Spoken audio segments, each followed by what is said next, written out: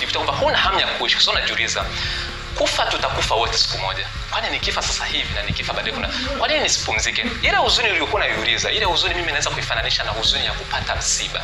Lakini ile msiba uzidishe mara 5.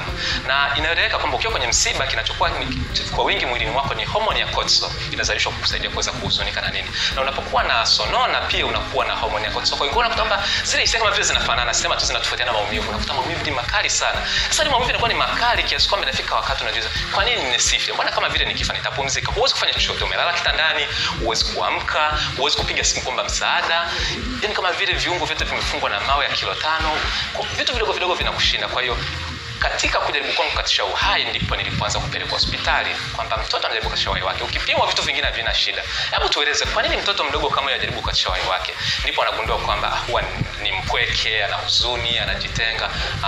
Sasa amesema kuna vigezo anavyovitumia kuweza kung'amua kwamba huyu anaweza kana vita changamoto za afya. Kwa wakirudi kwenye mwongozo wao wanagundua kwamba okay, kuna shida.